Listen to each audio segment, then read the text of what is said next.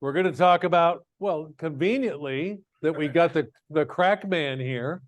We're going to talk about foundation defects and identification. Some of it, of course, is going to be cracks because people want to know about their cracks, right? Right. Is this a problem? Don't know. All right, moving on. So just so you understand the definition of home inspection, it is a high liability, in-depth, multidisciplinary technical analyses of a home conducted under adverse conditions in front of a demanding audience, requiring the generation of an incredibly detailed report prepared for an unrealistically short time frame for an inconceivably low fee. I got it? Yeah. That right? All right. So foundations. We're going to start with wall construction because the walls are pretty much what hold up the house. And the walls transmit the loads to the foundation. And we have to look at what are called load paths. Anybody do pre-drywall? Okay. Oh, a lot of you. Wow. So when I did pre-drywalls, I used to start in the attic. You know why? Because that's where I can see where the load paths start. So I would start in the attic to see where the roof loads go, to see where the load path is. So it just seemed to work for me. So I would start there. But that's where all the loads go to the foundation. So the foundation is what supports everything. And what does the foundation do? Transfers the load to the dirt. A lot of people say it holds the house up, but without competent dirt, it can't hold the house up. So you have to have competent soil to hold the house up. The foundation rests upon the dirt, which if the dirt moves, we got a problem because then it can't hold up the house. So the foundation is merely a place to distribute the weight to the dirt, which we hope, or usually it's engineered, we have the dirt tested to see what PSF it's capable of holding, pounds per square foot, and hopefully it's enough to hold our building. And we design the foundation depending upon the dirt. When you build a house here, do you have to do a geotechnical investigation on each lot? Anybody know? No? Yeah, in California, we have to do geotechnical on every lot because we have houses that like fall down and slip into the gullies and things like that. So it's a little more complicated. We have earthquakes, we have liquefaction, we have quite a few different problems. We have clay soil like you have here. You know, that's a significant issue. We also have a lot of sand. You get closer to the beach, and sand is not good for holding houses up. All right. So when I inspect a house, I like to look at the big picture. I'm trying to look at the entire house. So I want to look around the whole perimeter first. I want to look around the exterior of the house and see if we've got cracks or movement. Is there movement opposite of that? Is there things that are correlate with the one crack? If I see something inside, I'm going to go back outside to see if there's something that I missed. Because usually I do the outside first. So, you know, if I see a crack, I can stick my hand in on the inside. I'm like, geez, there should have been some evidence outside. So I better go back out and look and see if there's anything that correlates with this crack. Because depending upon what I'm seeing, I have to make a determination on whether I recommend the dreaded call an engineer. And we all know what that means. You deal killer. Recommending the engineer. And worse, when the engineer comes back with a letter that says everything's fine. You know what I say? Great. Keep that letter because the next home inspection, that crack, you know, that's unusual to see that is going to come up and it might even change. So you want to make sure you have that letter explaining what's going on and the conditions that were present at the time, because typically the engineer is going to describe and document everything. Bob.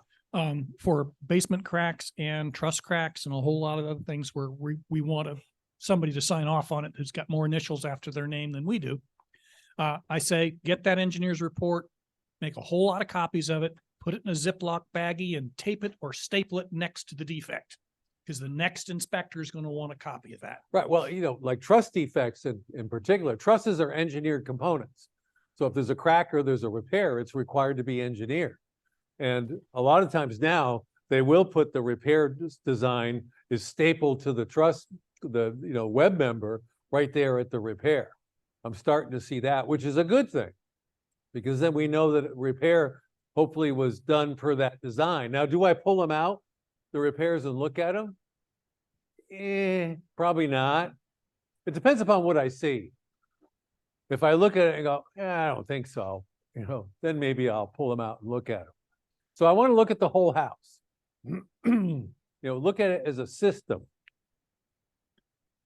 Now, a couple parts of the building. Anchor bolts are designed to prevent sliding off the foundation, what we call rotation. So when things move around, could be high wind, because the house is basically a sail when there's high wind. The wind pushes against it, and it's trying to push it off the foundation. Earthquake is very similar. Ground shakes, the house wants to move. So we don't want that to happen, because your house moves off the foundation, that's a freaking problem. That's a big deal to fix that. I've seen it where they move just a little bit and everything breaks. So it's not a good thing. And you don't just get like a D8 and push it back. You could try, but it's probably not going to work. So anchor bolts are designed to help prevent rotation. Typically, most homes require them about every 6 feet along the bottom plate. Some are 4, some are 6, some are 8. It just depends upon where you live. You guys know what it is here? What is it? Who's the pre-drywall people? 6. Okay. Yeah, that's something you should be looking for. There should be anchor bolts. So you guys, they're allowed to do the straps too, right? The Simpson, the hooks, the straps. Okay. We don't want this to happen. That's a big deal when that happens. Shear walls. We're going to install braced walls, usually at least every corner. You're going to have braced walls. Now, it might be let-in bracing. It could be solid wood panels. It depends upon the number of stories and where the building is located. And what we're trying to prevent is this. It's usually because of wind. It could also happen because of earthquake. When your house does this, becomes a trapezoid, that's not good. So we're trying to prevent that with what we call braced walls. And then finally, we use hold downs, not a hold down, a hold down.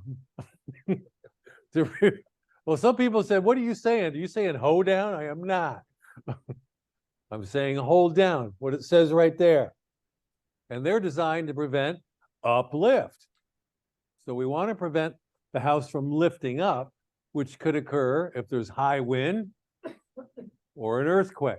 Could make the house want to try to uplift. So we use a hold down to do that. Usually like HD5s or the Simpson ones, HD7s, and so on, to hold the house to the foundation.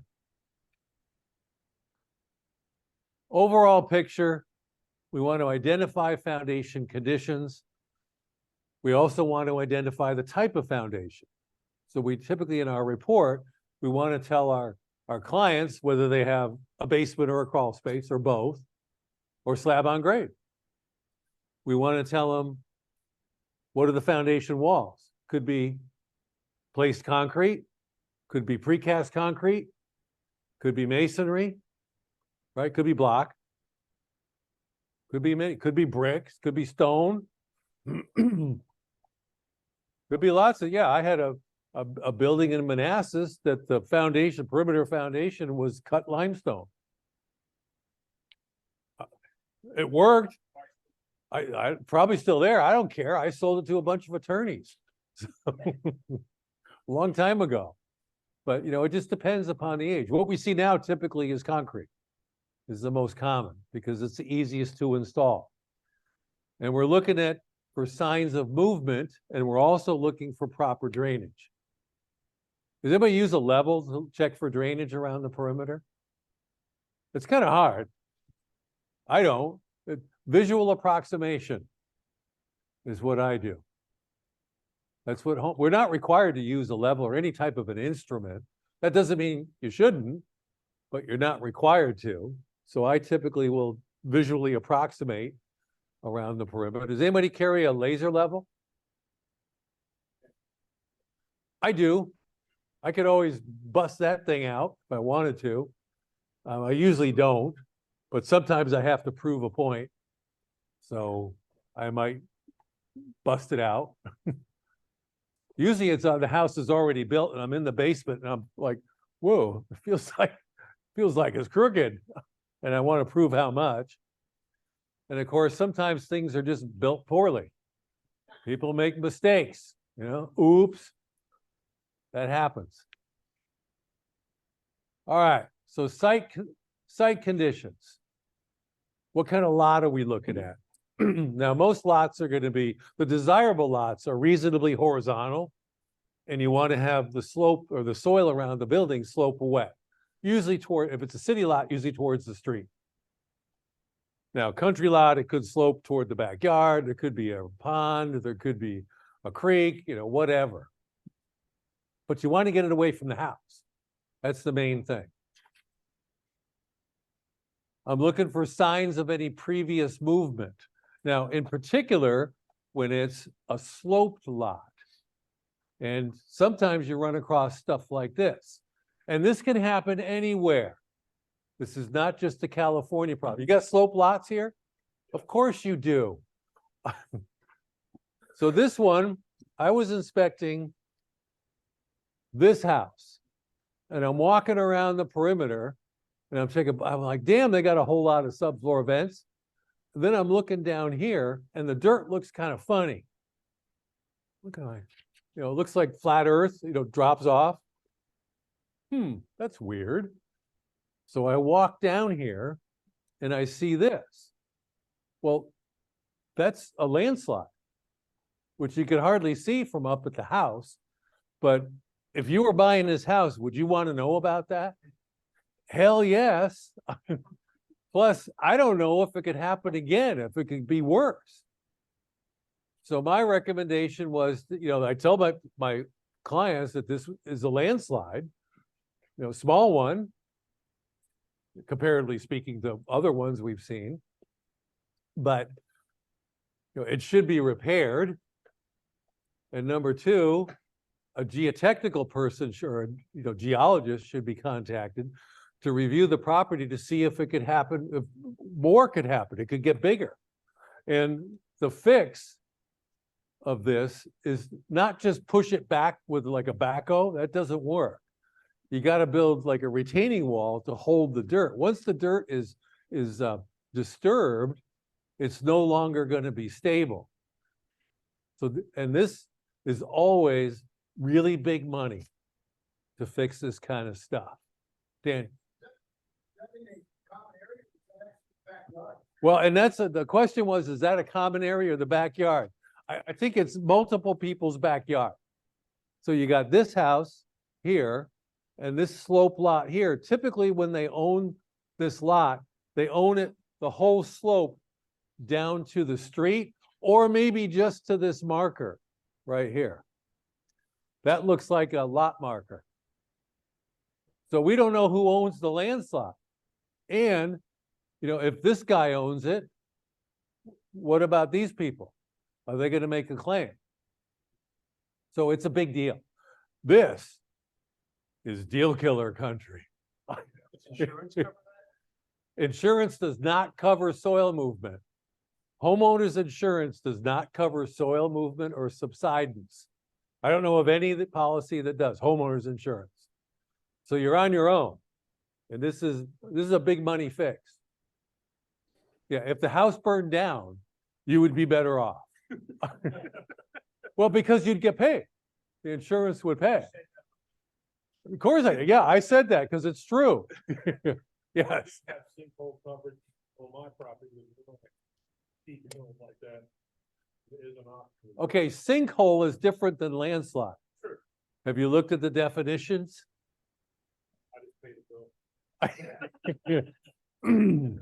Well, I would look at the definition of a sinkhole compared to a superficial scarp, which is what this is. It's a type of a landslide. Anyway, that's in California. But it could happen anywhere. Anywhere. This is another condition I look for. Sloped lot. And this is the backyard. And this was probably a 25-year-old house. And nice house, no indication of movement in the house at all. No, hardly any cracks, beautiful drywall, and doors all fit, no rubbing doors. The doors, didn't open or close by themselves, no ghosting doors.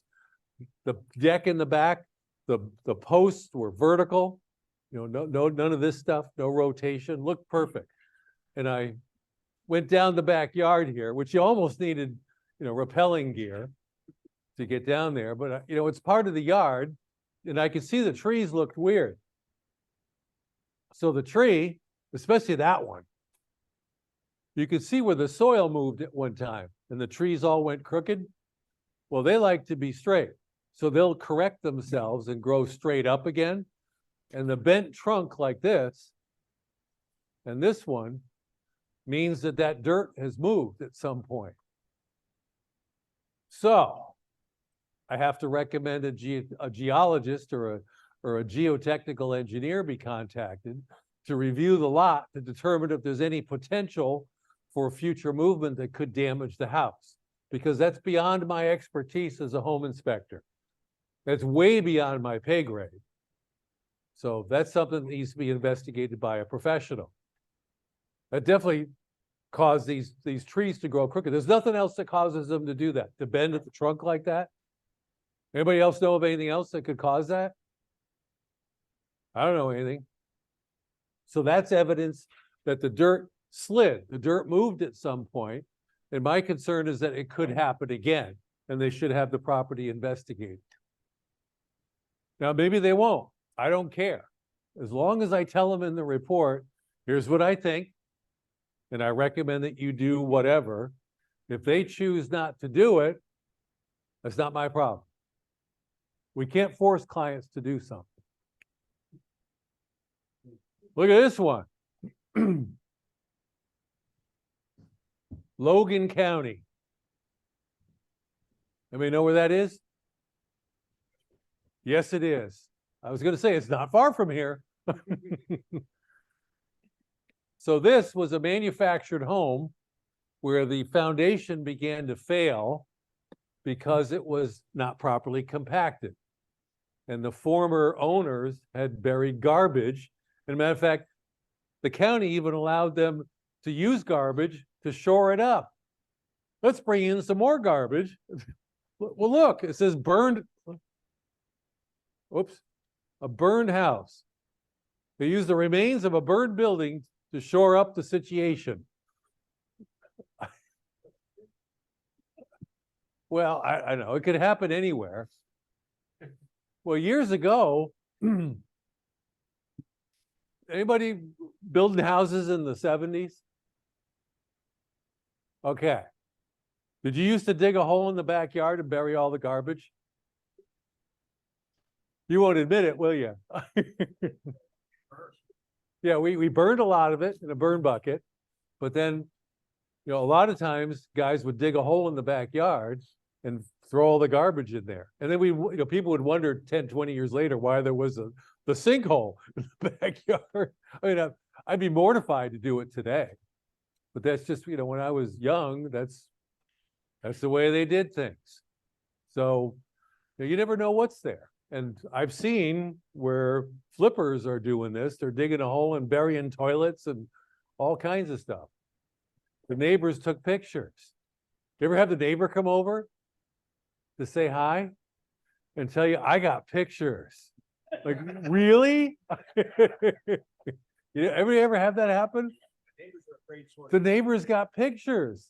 of like, I got this one where the neighbor took pictures. There's a big freaking hole in the front yard, and it shows the guys taking a backhoe and shoving like vinyl flooring, toilet, just all the garbage.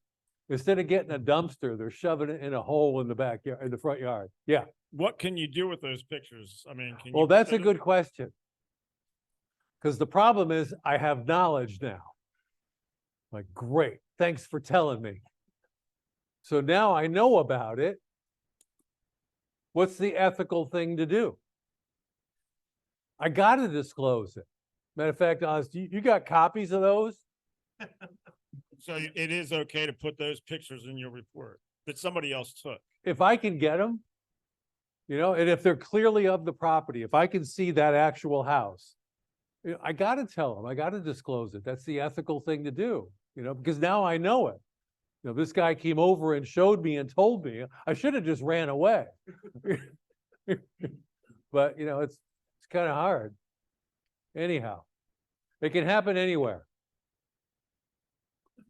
Now this one, this is a house in Laguna Beach, California, Southern California.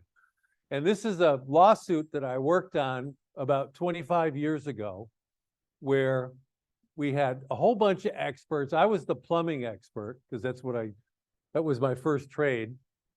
And they had the PhD hydrologists and all these, special expert doctors stuff, people there. And they determined that, we dug up some of the service pipes and we found that there was one copper service pipe, water service from the street to the house, where the solder joint wasn't complete. It was what we call a cold joint.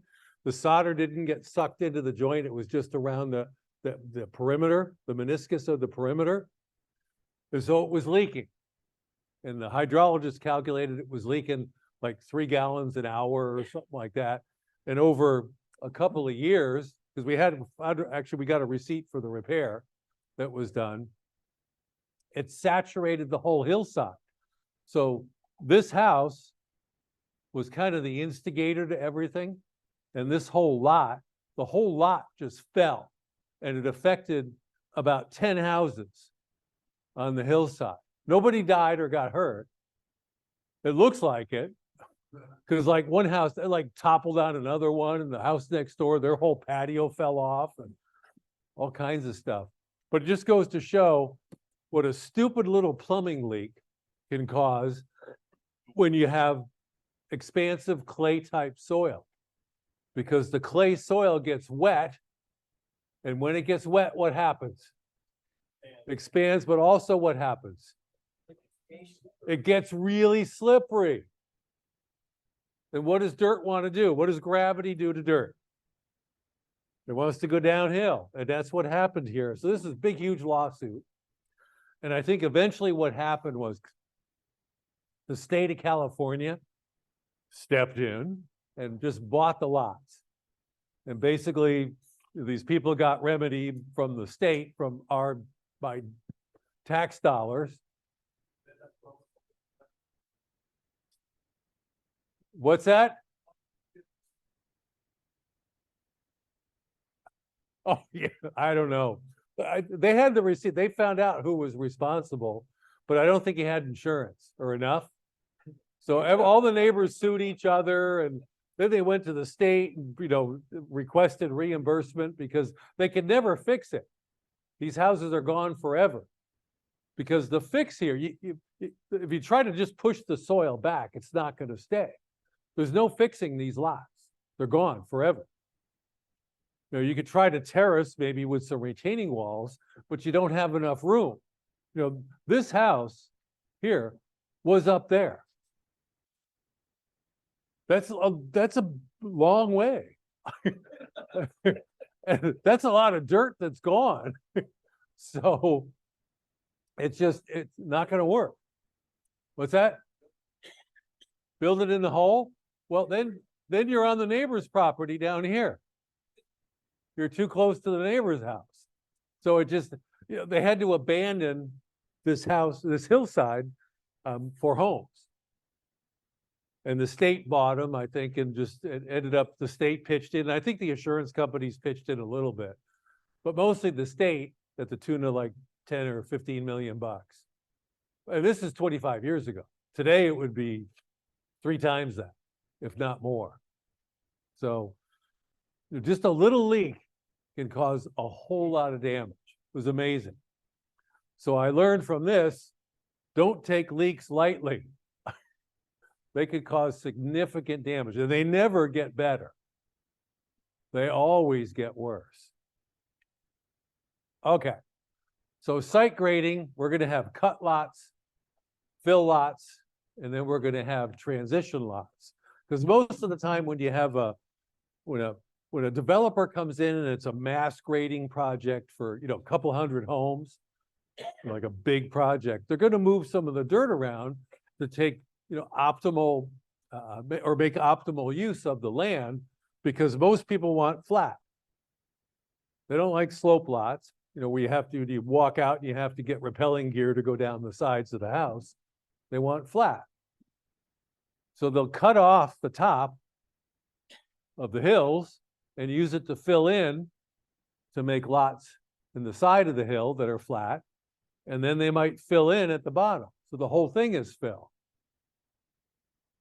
This is typical grading. Almost all subdivisions in the past 30 years are built this way. Because all the good land, the nice flat land, where's that? It's got houses on it. So we want to keep building. So, and this, let me just go back. This is probably the most favorable lot right here, because it's undisturbed soil. Once they scrape it off, it's undisturbed. Down here, that's probably the most undesirable lot, because you have compacted and undisturbed. So you could get differential settlement. The total fill lot, probably not as concerning, but still could have some settlement. Most of the time, we only get about a 90 to 95% compaction. So there's always room for a little bit of movement. Little bit. All right. Drainage is a big deal too. And people seem to want to pump water right next to their house. The sump pump discharge, right outside the house, the siding with the 90-degree. So let's just filter it and keep recycling it through the dirt. It's crazy. How many times do you see that? All the time. I recommend at least 20 feet away. How about you guys? 20? What are you telling people? 10? Okay. Yeah, 10, whatever. Just get it away from the house. Don't discharge right next to the house, so it just filters back down and goes into the pump, and you keep doing this with it.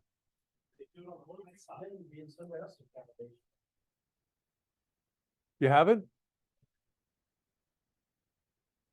Well, yeah, I suppose, but there should be a swale between the houses, something. What'd you say?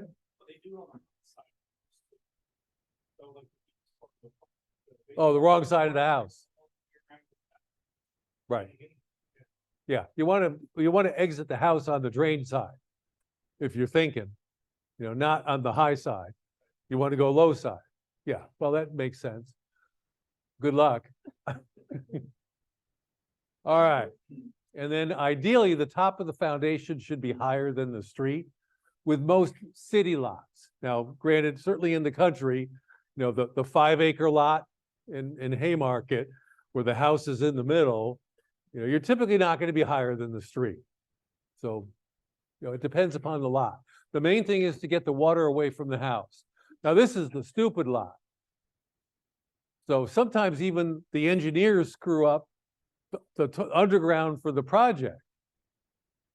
So that's the swamp lot. The funny thing is they had homes for sale in here, and people are driving by that house to go look at homes for sale. You think they would have fixed it or cleaned it up or something? So that's not just the house drainage. That's street and everything. Just the civil engineers screwed up on this one. I think they're going to have to tear the house down. It's not a sellable lot. What are they gonna do? Put in a big sump pump? I guess you could. They could try to control the Mississippi River with sump pumps, right, in Louisiana. Yeah, we'll put a levee in. There you go. Okay, here's another one. How many times do you drive up to the house and the house is down there? It happens a lot. So where's the water going? Down there. And sometimes the driveway is going that way towards the house. And this is an older home. This is Bay Area, California. And they get quite a bit of rain. And when it's raining hard, water is coming down that driveway and it's going to hit this swale and supposedly go into this dry riverbed here. Well, when it's raining like hell, you know it's going to bypass that. And where's it going to go? It's going to go in this storage bin thing or whatever here. So I have to warn my clients that during periods of heavy rain, water may bypass the swale and enter the carport, / storage / whatever. Maybe it's a garage. But the key thing is to make them aware that they might get some water in there. Sometimes they don't understand that when it rains, water can come in. So, and that little swale right there, that's not going to hold it back when it's raining like hell. Now, here's another one. This is a big custom home that I did, like 10,000 square feet. Let's just build it and slope all the dirt towards the house. And let's make it even better. Let's let the roof drains drain right next to the house too. Low slope roof. Yeah. The picture before this, no gutters. No gutters on this? This house has no gutter. Question was about the slide before. Are there no gutters? And that is correct. There's no gutters on that low slope roof. That's pretty typical. I'd say maybe half our houses have gutters. It's not a code requirement. So this one, we're sloping the soil towards the building. That's a gas meter. And these are the roof drains. And you can see where it's starting to erode the soil away here. So too many things, there should not be water directed towards the building. So a lot of times it's just clearly obvious. Why would they build up the soil to slope it towards the house?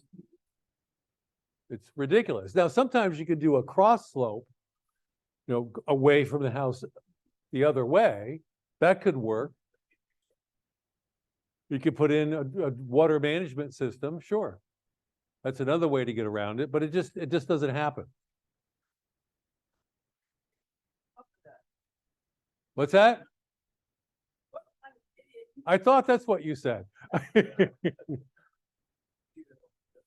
I don't know. I think it was, landscape architect came up with this, pretty natural landscaping, and people weren't thinking about getting water away from the house. That's what it looks like to me. Who knows? How about this one?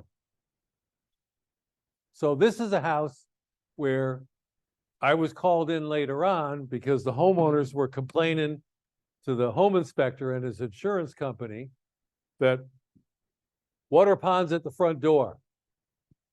And this is the entryway to the front door. And I'm taking a picture as I'm walking towards the front door. And that obviously slopes towards the door.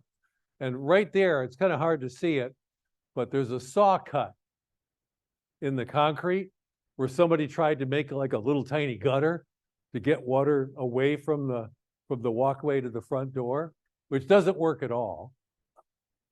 Plus, they're also watering the heck out of the sidewalk. Look at the grass. In Southern California, to get grass like that, you got to water twice a day, or like an inch a day of water. You got to water a lot to get grass that looks like that. So I think the homeowners are watering more than what the previous owners did, because they want, pretty green grass. And the concrete slopes the wrong way. If the concrete slopes towards the building, report it. It should be in your report because it's wrong. Footing drains. So do we expect there to be footing drains with basements? Kind of don't know, right? Depends upon the age of the house. How about new house? Do you expect footing drains? Pretty much. How about old house? We used to have, remember drain tiles? We'd have the 2-foot pieces of tile and we'd leave gaps at the each end of the pipe for the water to get into. Anybody ever seen that? Yeah, old houses. Well, sure, they're all silted up now. We didn't have filter fabric back then either. We threw hay in on top of it. How long do you think that lasted? Maybe 5 years? Anyway, so footing drains, I'm always looking for evidence of water. Now, this is ideal, is to have a footing drain down here and a tight line for the gutters. You don't want to connect the gutters to the footing drain because then you just made a great distribution system to let all the roof water now drain out around your basement or your crawl space. So there should be a separate tight line for the gutters. And then, of course, you want the perf pipe to be used for the footing drain. And the holes go down, by the way. Kind of downwards, facing this way, is where they're supposed to be. Now, here's a downspout to, I think, an underground drain, but I'm not sure. And I'm even more not sure because recently I worked on a job where I worked for the homeowner against a contractor who built a house for her. And they had downspouts like this connected to pipes in the sidewalk. And she allowed me, I cut the pipe off and looked down inside with a flashlight. And it was just a pipe stuck in the dirt. It didn't go to the street. They just stuck a 3-inch pipe right into the dirt. I stuck my hand in, a screwdriver, and there's no pipe. It goes into the sidewalk, and it was just dirt. So that didn't work well. Yeah, well, the water was coming up out of where the gutter, the downspout was shoved into the pipe. There's water squirting up in the air out of it all the way around. Danny. Yes, we're actually supposed to daylight at the curb. The question was about your gutter drains. Can you daylight at the curb? And that's yes. So that's normally the place you would go with drains. Or some jurisdictions require us to have a retention pond. And we'd have to go to the retention pond, which then has an overflow within about 2 or 3 inches of the top, which then goes to the gutter. Because they want us to keep our water more now, instead of dumping it all into the street, because when it rains like hell, it tends to overtake the capacity of the storm drain system. That's what the retention ponds are for. Now, this one was interesting. This is drain pipe, and it's perf pipe, but it's Orangeburg. I know. I was like, really? They make perf pipe in Orangeburg? I learned, yes, they do. So, this pipe is probably in poor condition underground, I would expect. I'm surprised it's even there. Orangeburg, we took a lot of that stuff out in like the 80s. I thought it was mostly gone. So you're still finding Orangeburg here in service? Yeah. Yeah. Wow. Yeah. Vienna? Okay. Well, and it's not squashed. Usually it's like this shape. Yeah, it's kind of like a It's like oval. Yeah. That's funny. I can't believe it's still here. All right. So typical basement wall drain. You want to have your footing drain. Usually goes to a crock in the basement. So we take all the water from around the house and we bring it back in the house because there's no place to daylight. You're too low, you're too deep. And then we pump it out and then we drain it right next to the house, right?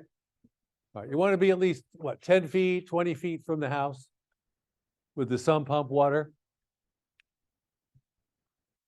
This is a waterproofing membrane right here. That's a termination bar. This is the good stuff. This is like mirror drain, where you've got, it's almost like a waffle, looks like a waffle maker, and it's plastic, and the dimples face outward, and then there's filter fabric over it.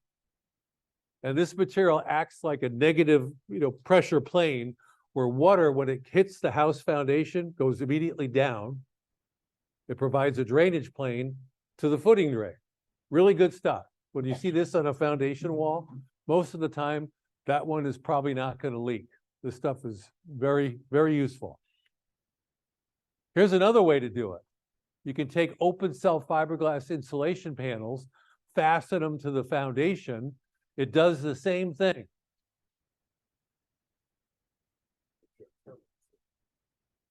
What's that? Probably prone to termites, and it looks like they've covered up so you can't see the tubes. So you got to be careful of that too.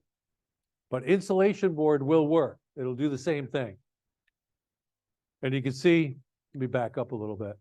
Down here, that's the footing drain, and that's the gravel that we pour over the footing drain. And then right here is filter fabric. You want to wrap the footing drain in a big sock of filter fabric so you don't get the fine from the silts of the soil filling up the pipe and clogging it up in 5 or 10 years. So it should be wrapped in filter fabric now. Sump pumps. So they can be inside, they can be outside. I've seen them outdoors. So I report wherever they're located, recommend at least annual testing or more often, and understand that that pump will need to be replaced at some point, and it's critical to keeping water out of the house. What do you think? Make sure that people understand that it's there for a reason. This is the one that was in the house I had in Haymarket. And it had the sump pump in the crock, but I put in a backup. You know why? What's the first thing that goes out during a storm? The power. And it happened for like 3 days. And that pump was going continuously. How many discharges the battery have? I don't know. Question was, how many discharges is the battery allowed? It's a deep cycle battery, like a marine battery, or like you see in a golf cart. So it was working when I moved out. Yeah. Okay, water-powered sump pumps. Some jurisdictions don't allow them. So it just depends. But the water cycle ones, the ones with the Venturi, the little jet assembly, they work great. Of course, they'll work when there's no power. But yes, you got to be on city water. And number two, you don't want to discharge the sump pump into the municipal sewer. That's wrong too. I've seen that quite often where the sump pump discharges to the sewer. That would be incorrect. So the water operated ones are good as long as the municipality allows it. Because just think, if you got a whole bunch of people without power and they're running water powered sump pumps, that's a lot of gallons per minute per house, sucking a whole bunch of water and pouring it out, into the yard.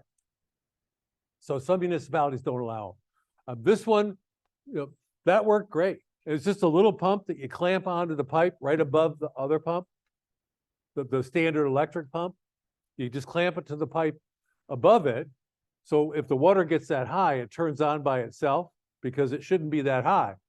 If the lower one's not working, it's getting up high and it kicks it on and it's real quiet and it would just run and run and run. So it kept the basement from flooding. So I recommend whenever there's an inside sump pump, I recommend a backup pump be installed because I've seen what these can do through my own experience in my own house, and it worked. And if we didn't have it, the whole basement would have been, had water in it, and it would have been a hell of a mess. So I always recommend them. And there's a good dog right there. He was a good dog. Okay. This is drain to daylight. So we've got our drains installed from footing drains from maybe a crawl space, possibly a basement. We do have a few in California. And that's the dissipator. This riprap here is designed so that you prevent erosion. You don't want to create the Grand Canyon from the water running out. So you want to dissipate that liquid so you don't create erosion. Now, some people think that all the mice and rats and squirrels in the neighborhood are going to want to go into their house through the drain system for the gutters. It doesn't even go in the house. So whatever. So they'll put these little termination caps on. They're not glued. So when the flood of water comes, it just blows it out of the way. But they feel better. So, okay, whatever. How about retaining walls? Anybody inspected retaining walls? Well, we have to, especially if it affects the structure. If it's structural retaining wall, it holds up the dirt, that holds up the foundation, that holds up the house, we're supposed to look at it. Now, if it's just around the perimeter and holds up landscaping, if we see something wrong and don't say anything about it, what's going to happen? We're probably going to get a phone call. Or the client's going to be on site and go, what do you think about that? And of course, the question is going to be, how long will that last? Yeah. It's kind of leaning a little bit. That's some hell of a weep holes though. So, that's a good thing. And then they have some natural weep holes, like over here, where the moisture has blown through and it's a bit crooked. And you can see they installed a pipe here to get rid of some of the water. Now, you're not supposed to drain over the sidewalk though, because it creates, it's slippery. Anyway, here's another one. This is a retaining wall and it's holding up dirt and it looks like it's just blocks. And I'm wondering, how long can that last? It's not, there's no place you can put steel in it. That's rock. It looks great now, but when the tree grows, look at the size of the tree. And look at the root. What do you think? I think it's questionable. So yeah, something's going to break. So, I recommended, I just said it looked to be unconventional. I like that word. Unconventionally constructed retaining wall. Recommend contacting a masonry contractor to review and determine if anything should be repaired. What do you think? Something similar. That works. How about that one? Maybe it's a drained wall. Just because a wall doesn't have weep holes means it's wrong.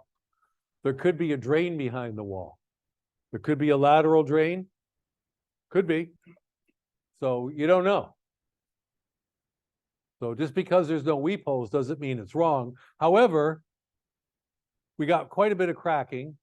It's an old concrete wall. It's probably 80 years old, 100 years old. Could fail at any time.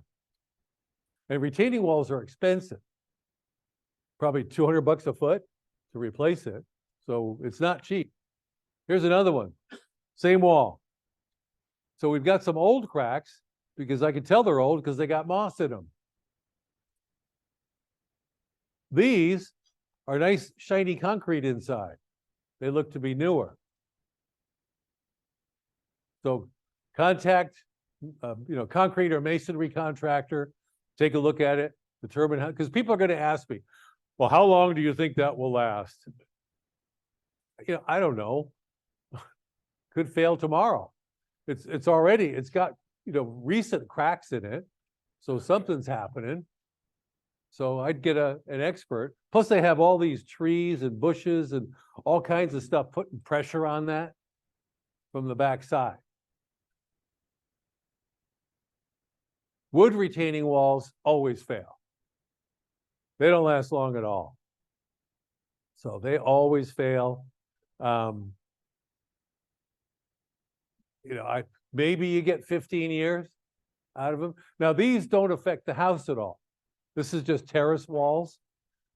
However, it's obviously failed retaining walls. I'm not going to ignore it and not put it in the report. I'm going to put a picture in the report. Wood retaining walls at rear yard have failed. Not failing, they have failed. They're done. There's no fixing them. This is my favorite.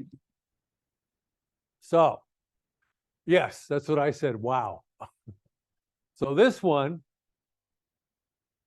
there's a house up here. There's a house up there. So this retaining wall, about 8-9 feet high, is holding up the dirt that's holding up the house. Well, if that fails, the house is falling down. And it's pretty much failed. We got a huge weep hole right here, which is a good thing because it's letting the water out. So client says, do you think that can be repaired? I was like, well, anything can be repaired, but it's going to be a lot of money.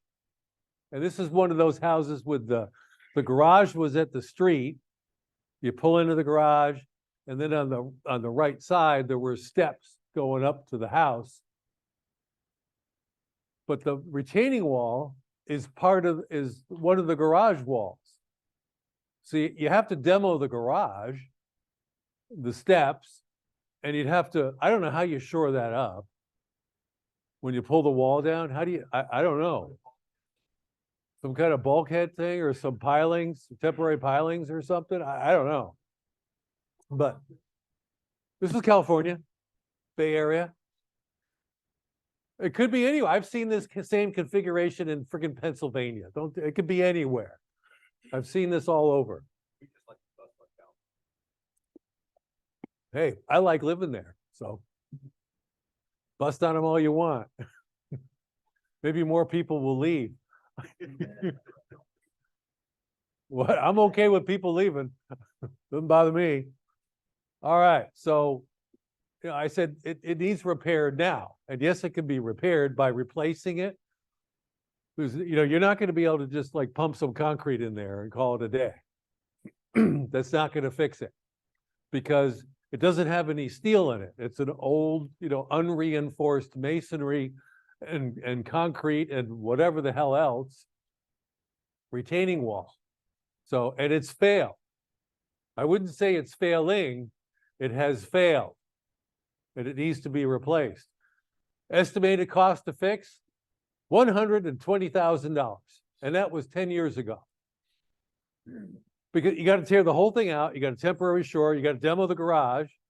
You got to demo the steps up to the house. You got to demo the wall.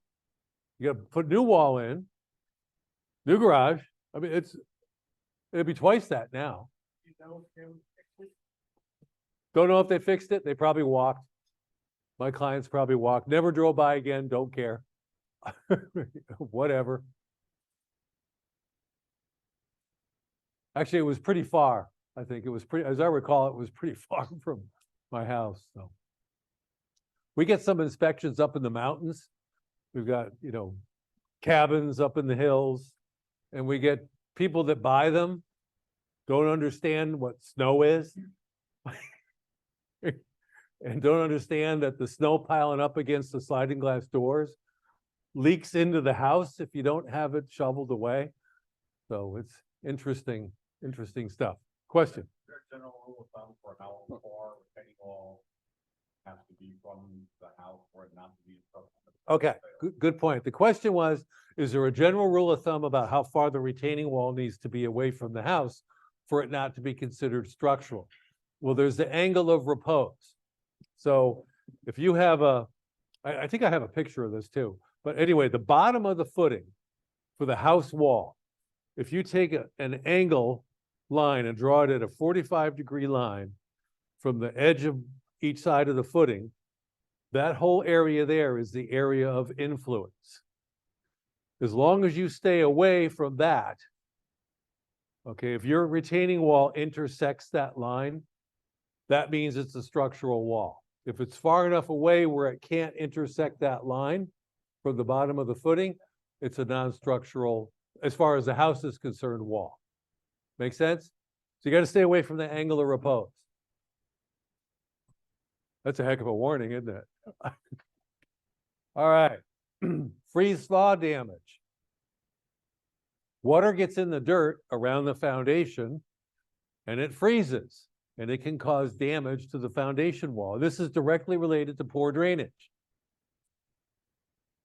Okay, water will freeze and exert a hell of a lot of pressure against the wall, and it causes damage that Crackman has to fix. I know, and here he is. He just walked in the room. How convenient. So hydrostatic pressure, or damage from freeze thaw, can cause a lot of issues. So drainage is important, not only in summer, also in winter, because you want to get that water away from the building.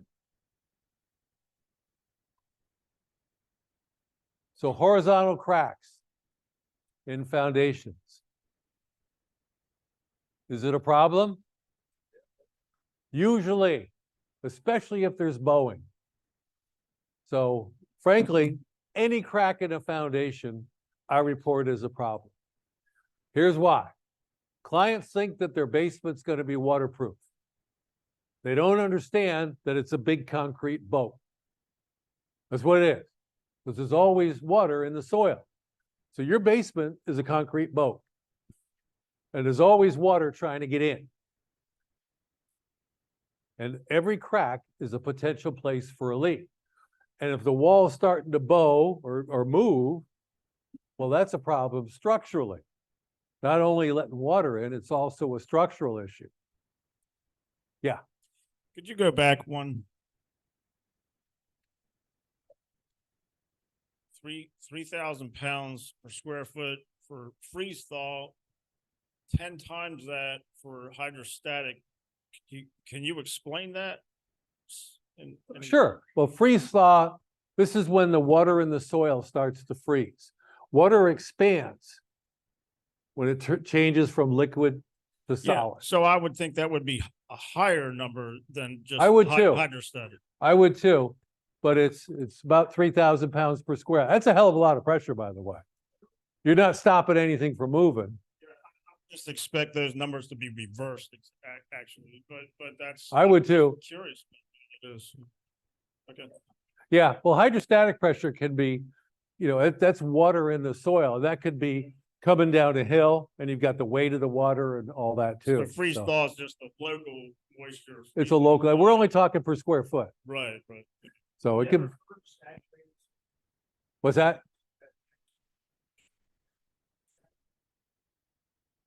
Probably, yeah. All right, next one. So cracks. Let's wait till it gets really bad. So Crackman, what do you think about fixing that? Yeah, I think that's a replacement. Yeah, that's a little bit too much. I got this from some basement company's brochure. I'm thinking, you can fix that? Really? I can stick my fist in that crack and the wall is moved, that much. I don't think so, but whatever. If you're that confident, great. You shouldn't let it get that bad. All right, driveways and walkways. These also affect drainage, like we talked about before. I always specify the type of material. Is it asphalt, concrete? I'm just so used to doing that from the ASHI standards of, identifying the certain components and so on in the house. Any special conditions, root damage, cracking, trip hazards. So any offset, whether vertical or horizontal, 3/8 of an inch or more, I report as requiring repair because it's a trip hazard. What do you guys use for your number? 3/4, that's pretty big. I use 3/8. 3/8 of an inch. Vertical or horizontal. And horizontal, that's because of, when you wear the spike shoes, when the spike goes in, that's kind of a pain in the neck. So, that could be a trip hazard. The vertical is a toe stubber. So, walkways, and the walkway at the street, I also report too, even though many times it's the municipality responsibility, if somebody falls out there, you know who is going to be on the lawsuit along with them? The homeowner. So I recommend they fix it. Here we have another neighborhood where all the driveways go downhill towards the house. And so many people do not understand that the water follows that going towards the house. Plus up here, there's some trip hazards. We've got more than 3/8 movement right there. So a sloping repair, you want that vertical offset to be less abrupt. So a sloping repair with some kind of patch concrete or asphalt or something will help fix that. But the driveway slopes toward the building. And we've got a garage right here. We got maybe a little bit of a swale here, directing water to the side or over here, but pretty minimal. When it rains like hell, where's the water gonna go? It's gonna go in the garage. Now, I know it's pretty obvious.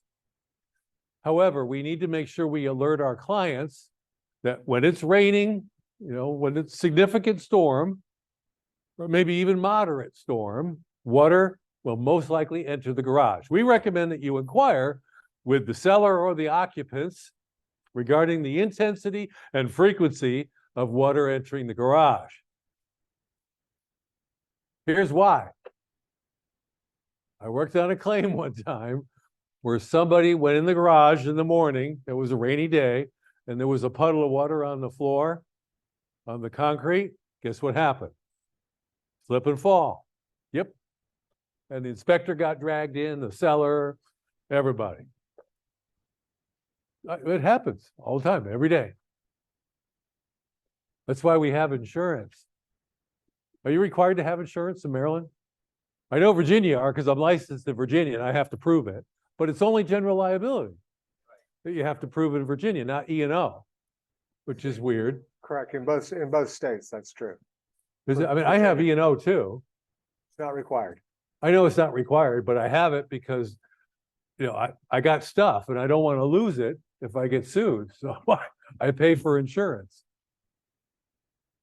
Oh, here you can see the offset here. It's about 3/4 of an inch, maybe an inch. That's kind of much, little much. And then how about the cracks?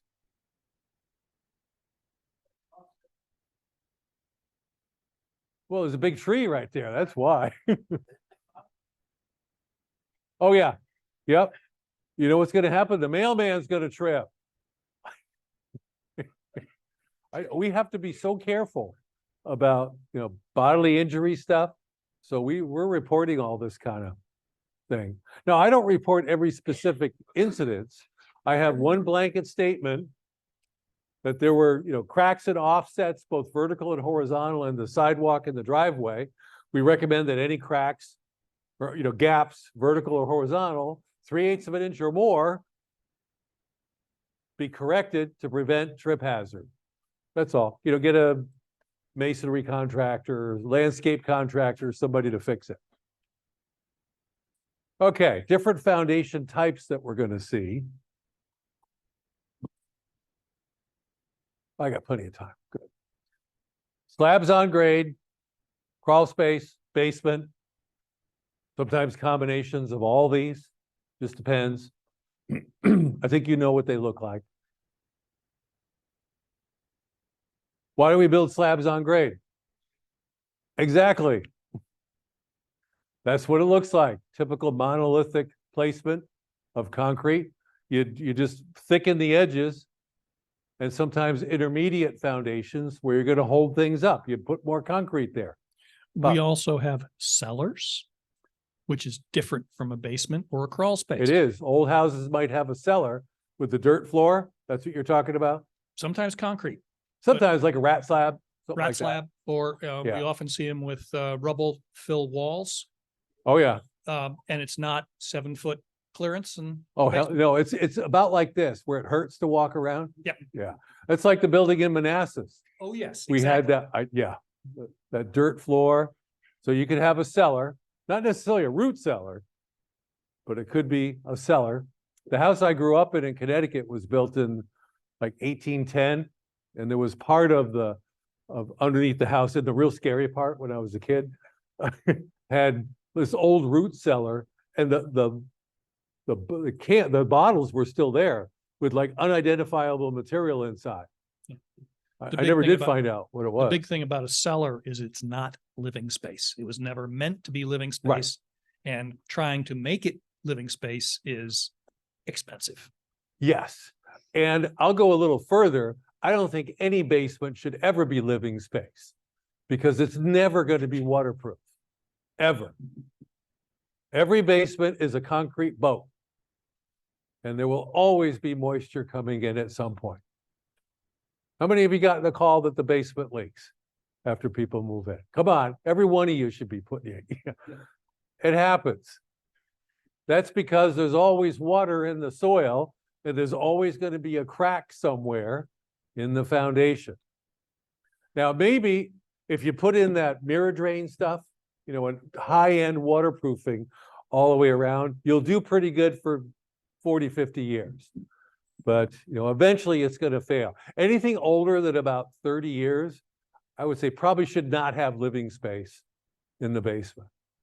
I know we see it, but probably, yeah. I know it's not that long ago. That's just my opinion. I could be wrong. You know what? Cracks are developing in the concrete. Where's Crack Man? What's going to be in concrete? There you go. They're always going to be there. And you're going to get more over the years because it's always what? It's always curing. The pozzolanic reaction is occurring for like 100 years, right? It's always curing. Yes. All right. Here's a typical slab foundation. And this is the house where, here's your house, here's your keys, you don't get any landscape, see you later. That's the house. And around the perimeter, we can see the concrete slab. And this one, you can see the little dimples in it. Most likely that slab has post-tension cables installed. So they'll put cables in the concrete slab going both ways, about 2 feet on center. Once the concrete is at a 28-day cure, the contractor comes back and they crank all those cables up to about 2,000 PSI, put a lock on it, burn off the end of the cable, and plug it with a hydraulic cement. And it holds the slab together. So when it cracks, they don't get very big because people don't like to see big cracks in the concrete. And the slab in the house really is just a place to walk and to put the rug. It doesn't hold anything up, but people don't understand that. So post-tension is very common where I inspect. Here's a garage. Yeah. That picture before, I'll tell you that we don't have a basement, so we don't need to test the radon there. That's not true. Hear that all the time. The comment was, if you don't have a basement, you don't have to test for radon. That's BS. Because slabs always have holes in them. And there's a really big hole under the tub. So, you know, and all the pipe penetrations and this stuff and the cracks, radon can come up in the house in a concrete slab on grade, just like it can with basement. Gotta talk Yeah. about it. Yeah. Is that cable system because of earthquakes? No, it's not. The cables is not because of earthquakes. It's because we know that the concrete might move around. Usually we've got crummy soil. We've got expansive soil. So we're holding the concrete together. We allow it, it becomes a mat. So we allow it to move a little bit. And if it cracks, the cables hold it together.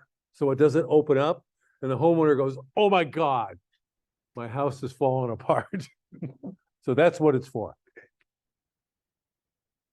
Here's a floating slab. Most garages have a floating slab. If you look at the perimeter, right here, there's going to be felt, that felt liner. Now it's plastic all the way around the perimeter. So the slab is allowed to move a little bit in the garage. That's pretty typical. Oh, and these control joints, you guys seeing that a lot more often? Yeah, we're trying to make that, we know the concrete's gonna crack, so we're just trying to make it occur where we want it to happen, at the control joint. There's post-tension cables. This is during construction.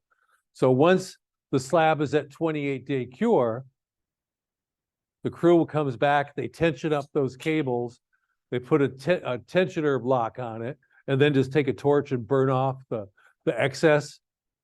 You want to burn off the excess of the cable. You don't want people tripping over it, outside. So that would look pretty gnarly. Sometimes they break. If you see it sticking out of the slab, that's not good. Here's the patches right here. Here's one. Here's a typical crack. Pretty small. There's another one. We tension it to hold it together because we know it's going to crack. Usually it's placed on crummy soil. Usually it's going to be expansive soil. So we know it's going to crack, so we're holding it together with the cables. We also give it the capability to move around a little bit and not break.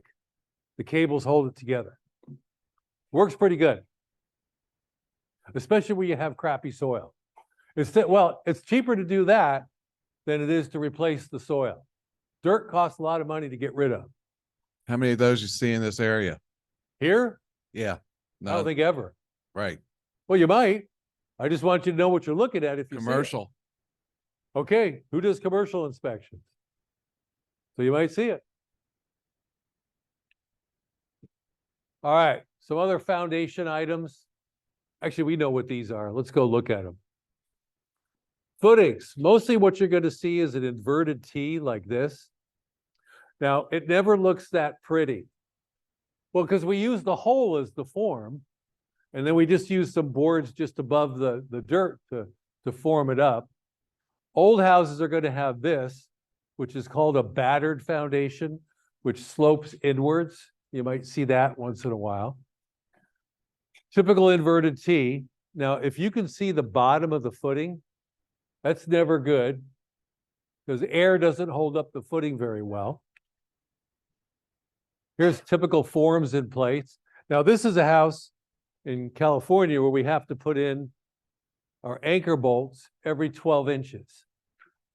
Well, it's going to be what we call a braced or a shear wall, and it's probably going to be a double-sided shear wall, plywood both or OSB, both sides, and that's what's going to hold the building from doing this. But it has to be very strong because we have a lot of two-story buildings because the lots are small, and our roofs are really heavy. Roofs are tile or concrete, so they're very heavy. So to resist the lateral movement, you got to have a pretty burly, shear wall inside, or multiple shear walls in the house. Efflorescence. If you could grab a hold of efflorescence in your hand, is that too much? I would think it's probably too much. So if I'm in this crawl space, if I hadn't noticed something outside this area, it looks like it's right about at the soil line, I'm going to go back out and look. There's some reason that this foundation wall is becoming repeatedly wetted and drying, that it's created a thick coating of efflorescence.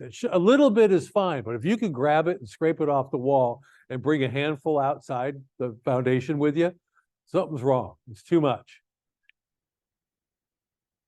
Grade beam foundations. I don't know if you see any of these here.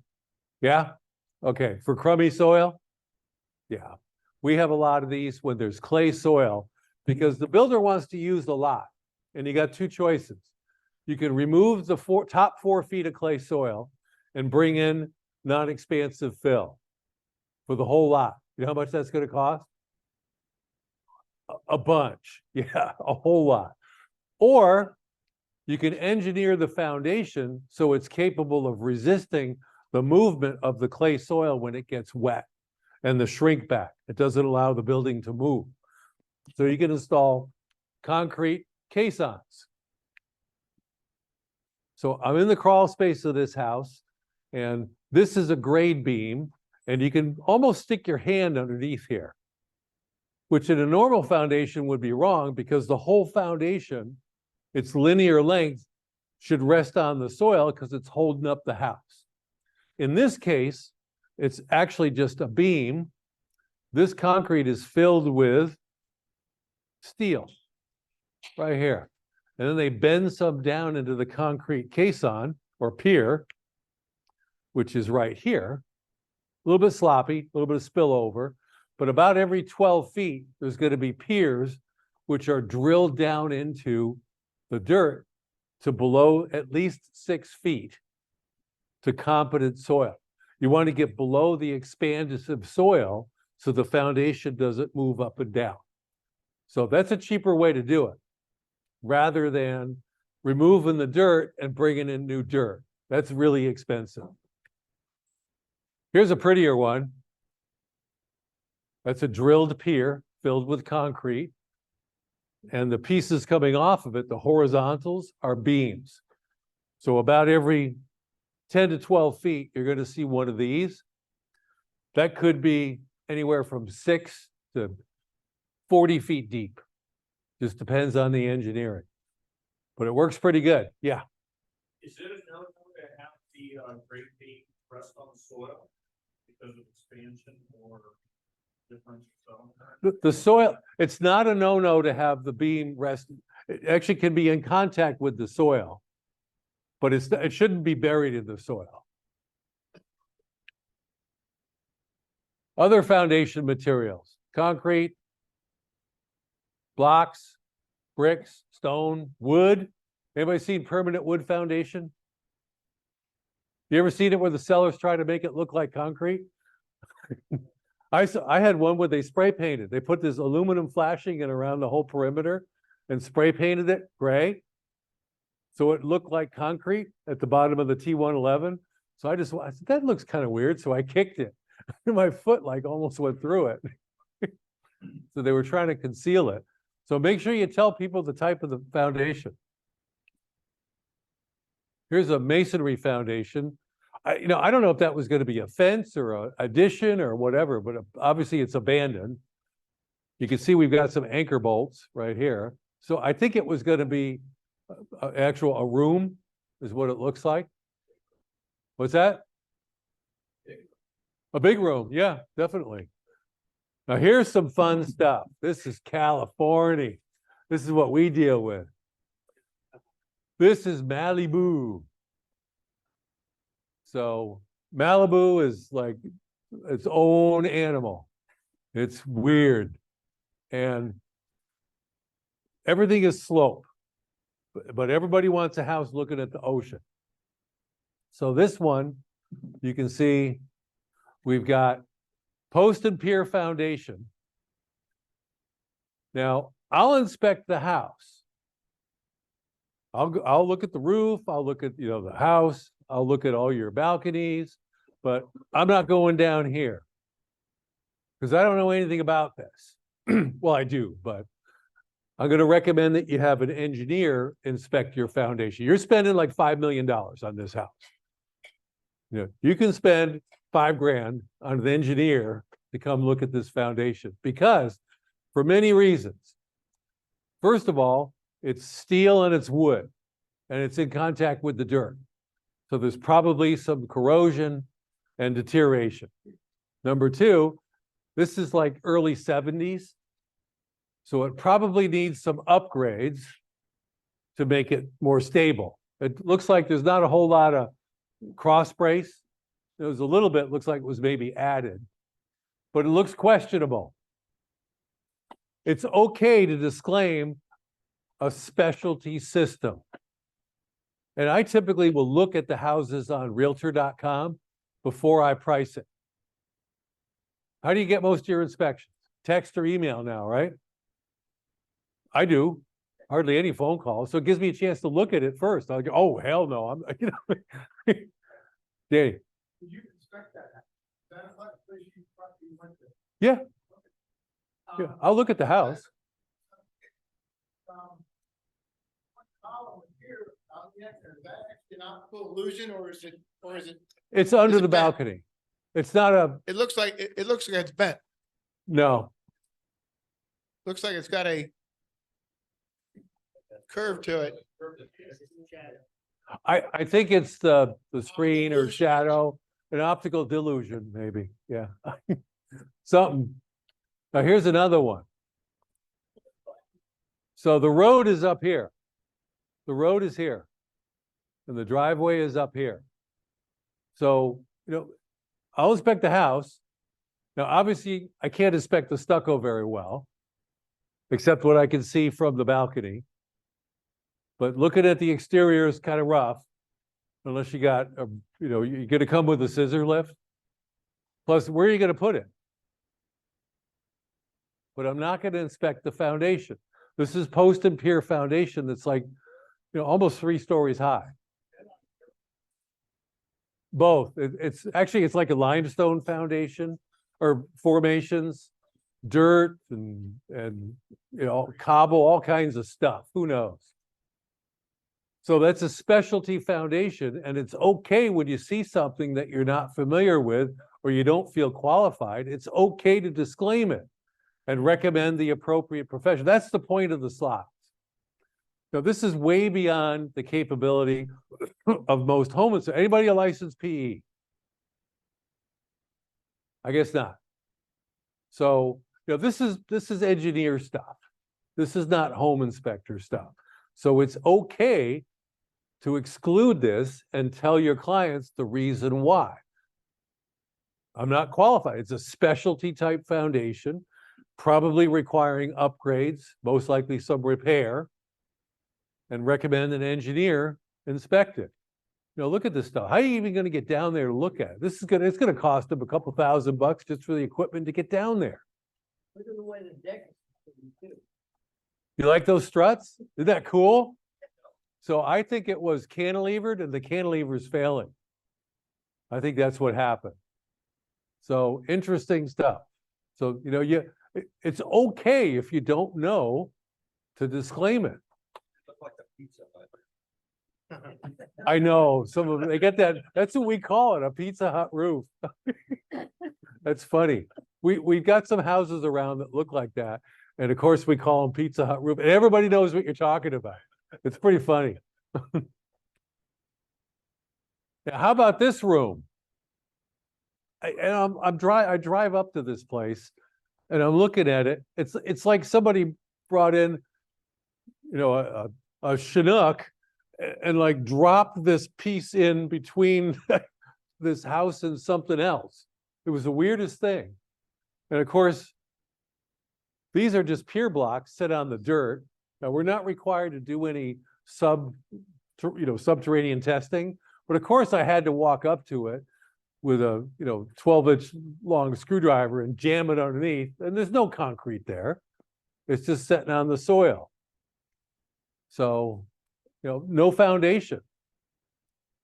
Pier blocks require what under them? A footing. There's no footing.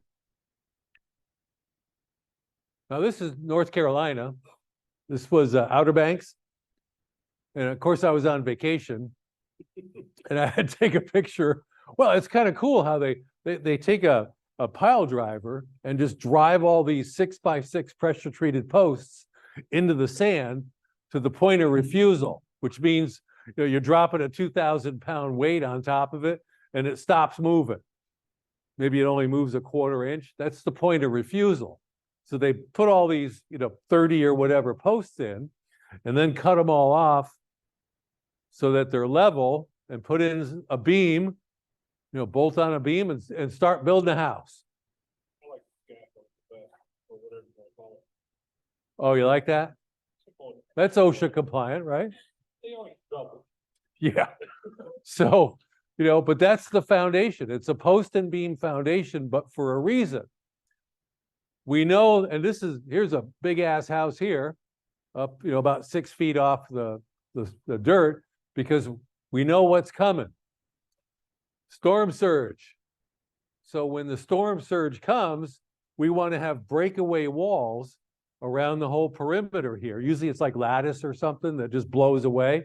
When the water comes in, so that the water doesn't take the house. It just blows away the breakaway walls and your house stays, hopefully. Because when the house goes, that's a problem. That's big money. What's that? A lot of times they're left open, or they put what's called breakaway walls. They'll be like lattice, just, you know, the 1/8 inch lattice that just blows away. The air conditioner, so what? It's just an air conditioner. Now, how about that one? That's post and beam. Post and tree, that's lasted a long time. That's an old hunting cabinet. That's been there a long time. Okay, yeah, right. All right. So this one, brick, unreinforced brick masonry. The problem with bricks is the mortar deteriorates and it ends up in a pile next to the foundation, and the bricks now compress. So you have bridging. You don't have support of the sill plate. So the walls start moving. And repair of this is pretty much take it out, put in a new foundation. Because there's really no fixing it. You've got to replace the foundation. What else are you going to do? Try to get a little jaws of life and open up and put mortar in between the bricks? It's not going to work. So there's really no way to do it. Here's a stone foundation. That's right in, I got that picture in Leesburg. So the problem is it's plastic concrete. It's new concrete that's polymer modified, so it won't allow the water to come out. So it'll end up, what ends up happening is the stones start to break. Here's the insulated concrete form. Anybody seen this around here? A little bit? Go ahead. You're going to speak about old concrete with new mortar? Old masonry, you mean? Yeah. I think I have pictures of that, or maybe I just did it. I only got like 10 minutes left. Okay, here's that area of influence under a footing. We were talking about the retaining walls before. So the retaining walls should be over here. If the retaining wall is in this area, it's structural. Here's another one, same thing, pretty much. Okay, this was a house where the homeowner decided to dig out part of the crawl space to make a shop and got into that area of repose. And you can see here the soil started to fall in. This is wood framing over here. They ended up having to pull out that whole shop and install a retaining wall to hold up these footings. It was about 30 grand to fix it. That's typical cracking. If you're going to get a crack in the foundation, it will occur where it's got a hole punched in it because that's a weak spot. So that would be normal. Here's no footing. I think you can see, I guess you can't see my screwdriver. How about that one? There's a big, huge footing and a little tiny block. So I think that's probably incorrect bearing. Well, the shim is wrong size, obviously. Inch and a half for Barry, so. It was, but you could see where it's already crushing. Look here, see where it's already crushing. So that's no good. Unstable soils. Here's expansive soil, and the soil got wet, expanded up, pushed the footing up out of the dirt, and then dried out and shrunk back down. And now we have gappage between the bottom of the footing and the dirt. So they're just kind of hanging there. That's weird. Foundation contractor. Okay, types of settlement. That would be differential settlement. That can be fixed though, right? There you go. That can be fixed. I just love it when they have this kind of cobble in the crawl space. Thank you. I open the door and it's like just pieces of the busted up concrete all over. Great. Thanks a lot. Okay, soil upheaval. I just want to get to some more pictures because we don't have much time. All right. So this is the basement stuff. So this cracking I could explain. It's normal cracking. I could explain it. It's at an opening because there's a window up here. However, I think it should be repaired. At the minimum, it needs to be filled with epoxy, but I want a foundation contractor to come in and determine what repair is appropriate. Because it will leak, right? Certainly it's going to leak. Is it structural? Maybe. So let somebody else make the determination, not me. Then people ask me, do you think it will get bigger? I tell them, I don't know. However, I can tell you all big cracks started out as small cracks. So, maybe. I don't know for sure. I don't like telling people to monitor. Because if they monitor it and 3 months from now it gets bigger, they've already bought the house.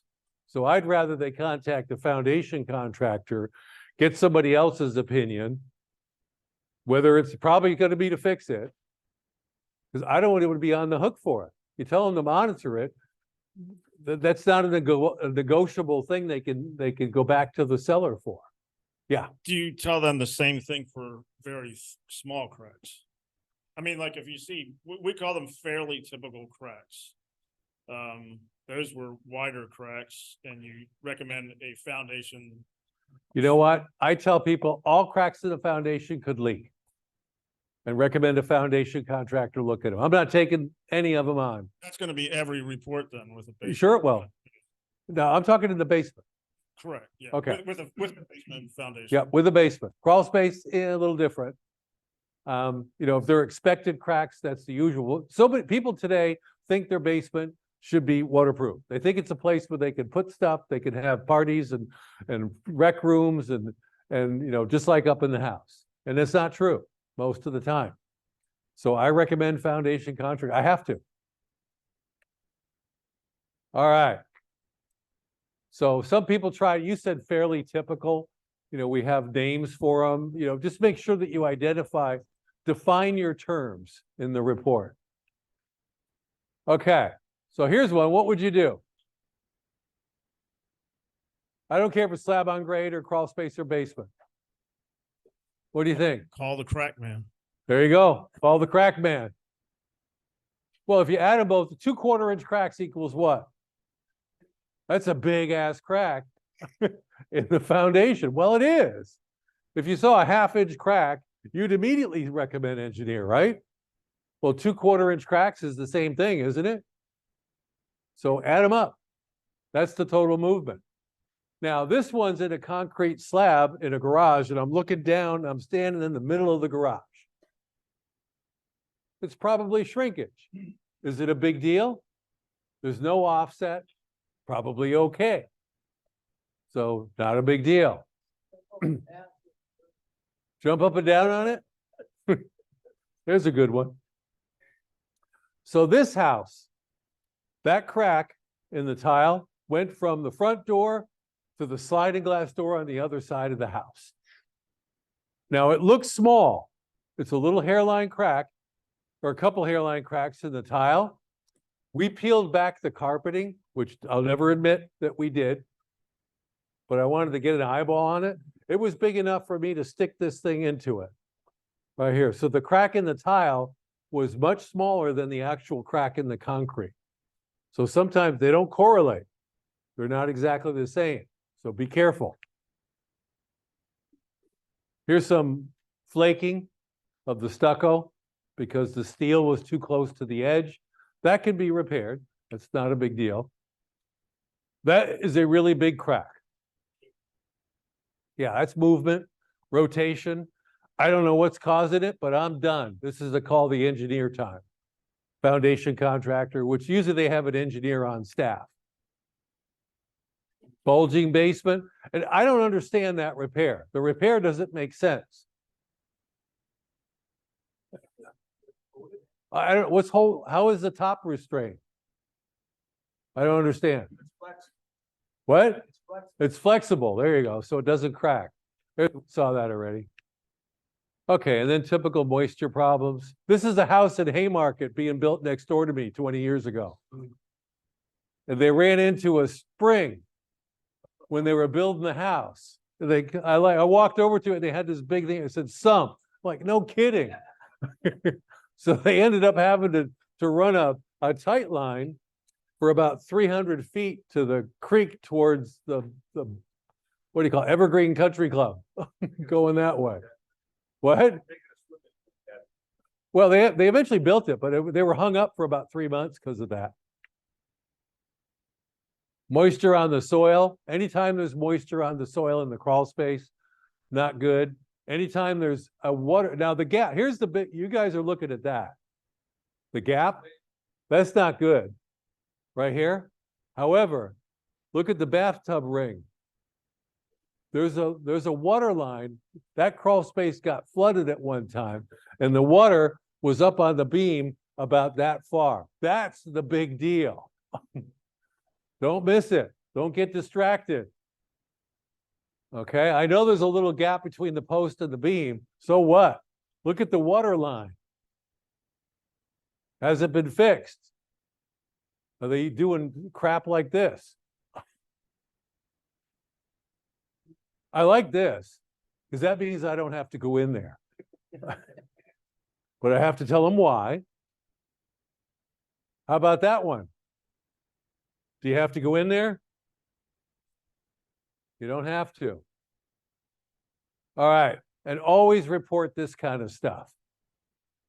And that there may be hidden, actually the damage behind the wall is probably much more significant than what we're seeing on the surface of the wall.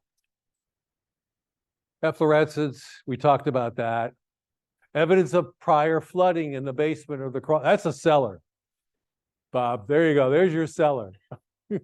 Yeah, a humidifier and a water line. Out of level. 1/4 inch per foot inside the house. That too much? Yeah, probably. So how about this kind of offset in thin brick? Something's wrong. Something's wrong. That's brick veneer. That's bad. Let's all get an engineer. Now here, that's a big footing, and there's air under it. It's abandoned, the sewer line. If you can see under the footing, that's never good. What's holding the house up? The other footings. And here's why when there's walls installed in the basement, we always disclaim we cannot see what's behind it. Out of plumb, out of square openings. That's beyond my crack tolerance. I would not call that an expected or typical or normal crack. That's a big one. Sometimes it's easy. I did not write that. It says install pier. I think the builder wrote it and it never happened. Anyway, sorry I went 2 minutes over. I'm Alec with the Crackman Foundation Repair. I specialize in poured concrete foundations. As the name implies, crack injection of poured concrete foundation walls. I can either inject with epoxy or urethane. 95% of the injections are urethane nowadays because it stops the water, remains flexible. Life of structure warranty against it ever leaking again. The warranty is also fully transferable. I also inject around water line penetrations, sewer line penetrations. Same warranty applies to that, stop water intrusion. I do carbon fiber reinforcement as necessary. Also carbon fiber staple. And as far as cinder block, I can repoint cinder block if it comes up, if it's an issue. And also exterior cosmetic repairs in concrete, brick, and block. Any questions? Yes, free estimates from photos. If it's something crazy and I'm in the area, I can stop in and take a look at it, but about 95% of them are over the phone or, with texted photos, free estimates.